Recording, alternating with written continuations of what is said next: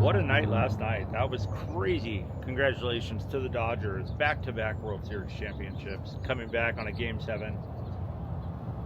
That was stressful, to say the least. But congratulations. Moving on to other things. We are at STATELINE. And STATELINE is, well, it's almost no more. Buffalo Bills behind me is only open for certain occasions. Right now, it's completely dead. Roller coaster has not worked in some time. They tried to reopen it after COVID. It is now closed. The only thing open is the Prima Donna next door, and the Prima Donna is actually PRIMM Valley. Whiskey Pete's across the freeway now closed. We're gonna go see, well, what I've seen online shows pretty bad what's left, and that it's a complete ghost town in the PRIMM Casino. I got to see it with my own eyes and document it. And I'm looking at the monorail that used to go over. I don't know if you ever stopped here. A lot of people would stop here. Now they pretty much, with cars that can make it a lot further, go into Vegas. But this was a truck on the morning bumps. This was a destination where you would stop because you'd be so excited to go to Vegas. Everyone would stop here, get gas. The outlets were out here. Those are now closed. Without further ado, let's go. I've been coming down this highway for a long time. I remember riding this roller coaster with my dad at like, I think it was like midnight, and it was freezing cold. We were the only ones on it, and it rocked us around. This thing would beat you to hell. But on the other side of the freeway, like I was saying, is Whiskey Pete's. And Whiskey Pete's was actually a real person. It was Pete McIntyre, Prohibition bootlegger, ran a gas station. And from what I was told, or what I read online, is if you didn't buy gas from him, he would throw rocks and things at your car. And they did, oh, that's what I wanted to show. Over here, this little monorail system that used to go across. Supposedly, when he passed away, he wanted to be buried in the hills back here. From the look of the parking lot, it doesn't look so bad or so barren, but where was... there was a Ferris wheel here too, back when it was the Prima Donna back in the day. I can't remember exactly where that was, and there's directly across Buffalo Bills. So looks like they moved the Bonnie and Clyde exhibit over here. So once again, I've seen the Bonnie and Clyde exhibit at Whiskey Pete's. I've seen it over at Buffalo Bills, and now I guess I'll be seeing it at Prima Donna. So walking in, this is exactly when you walk in. You got the gift shop and registration over there. I mean, there's quite a few, like the new games are here. The Mo Mummy, that's a very popular game, and this one too. If you ever see this game, I always win on that one. That one's a good one with this little guy and the stacks go up, but I'm not here to play right now. I gotta keep telling myself.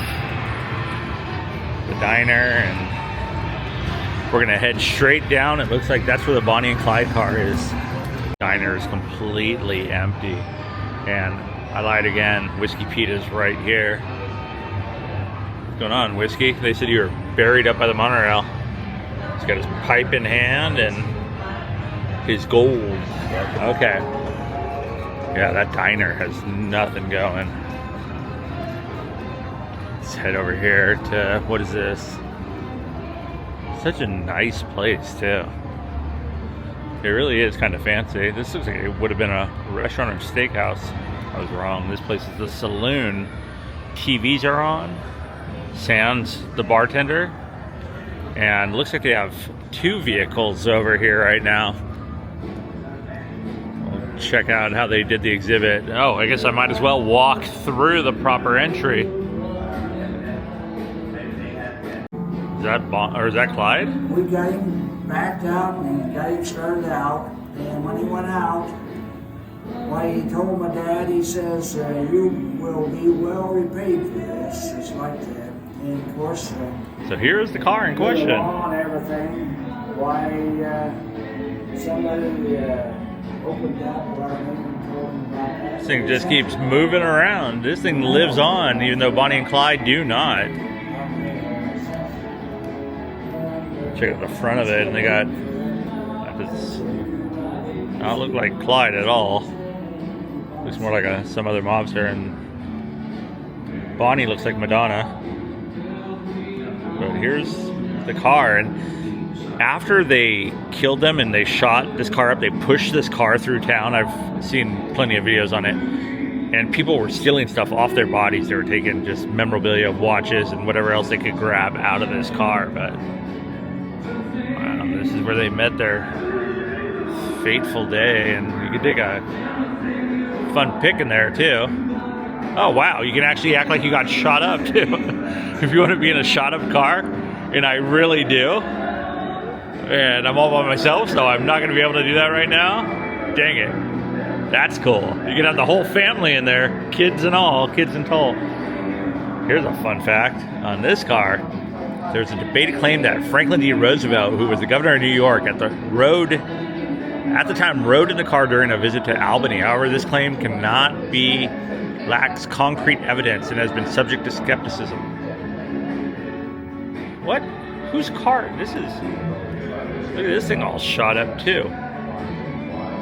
Oh, I think this is Capone's car. That's right. Almost. Dang. No, this is Dutch Schultz's armored car. This car was often described as being the green in color. Wow. This is something else too. Wow, it looks pretty safe though. I mean, probably fights off a few more bullets than our cars nowadays. Is that him right there? Looks pretty cocky. Posse killed Clyde Barrow and Bonnie Parker. What's the date on this? The Dallas, Texas, Thursday, May 24th, 1934. Okay, so I'm gonna walk through here because Roy Orbison's really loud. And just check it out. There's the Players Club office. One thing I've noticed is the people sitting at the slot machines are not playing, so we're gonna walk into this part of it. More than likely are the slot tournament machines that you win yourself into, but a door just shut. Random door. Wow, okay.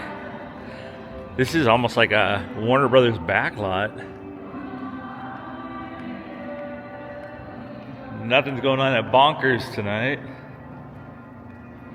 And it looks like we're about to hit the dead end here. Storage for Rothschild's pawn shop, but spin and win slot machine. And yeah, this is the furthest I'm going to be able to go.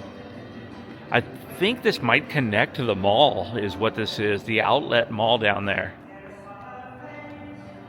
And I think one shop still remains. Yeah, there it is, the outlets this way. You could have gone there. So when you're coming in from State Line, you see it right at the California side. Yeah, that's the end of the mall. Wow, so nice too. Here's more machines laid to rest. Just a bite away from bliss. Not here. You're not getting much to eat. So I've been coming to Vegas for close to, close to half a century now with my parents. So I've seen it change over time and time again. And it's just crazy. I never would have thought in my mind that anything like this would happen, that it would just be erased. I mean, where people are just able to go into Vegas, so why stop? But there's always, I think, a place for people that want, people want variety. And this place would have gave it to you, so it's kind of sad that it didn't. Okay, sure thing. Bonnie and Clyde all right? Yeah. All right. So she was just saying don't record the slot machines and stuff, so that's fine. Like I was saying, it just blows my mind that State Line's, I don't know if it'll last another 10 years, but I'm gonna head to the car. I gotta head across, get back to California. Had the monorail on the loop that went all the way here too, and you could see that there's McDonald's still in service, but yeah, it would go over to Whiskey Pete's there and then circle around to Buffalo Bill's all the way over there. I wonder what they're gonna do with Whiskey Pete's. I mean, there's another hotel just down in Jean, Nevada. There was two there that's been burned out. The copper's been stolen. I've done a video on that too, and for some reason that's still there. I don't know why they haven't demolished that. I know they plan on putting Airport Inn out here, and another logistics place. They've been talking about that. I talked to Ohio Patrolman last time I was out here shooting a video, and he was telling me that they're planning on putting where they drop off the semi loads and then they bring them into Vegas during the middle of the night. But I think Primm will make it. Why not? This will always be the prima donna to me. Owned by the Primm family. 1994, I believe this is when this place was built, right around that time. You can see the windows are all busted out. Looks like a sad Coronado. But, oh geez. Alright, I'm documenting it. With that being said, I'm going to hit the road. Please like this video if you like this video. If you want to see anything out here, let me know. I should be out to Vegas again in about a month or so. Really sad. Well, I guess it's got to change. But please consider subscribing. It really does help. It's free to join. And I'm going to get on this open road and try to beat this Southern California traffic back into, well, Riverside or Orange County, where I'm going next. And where did I park? Oh boy.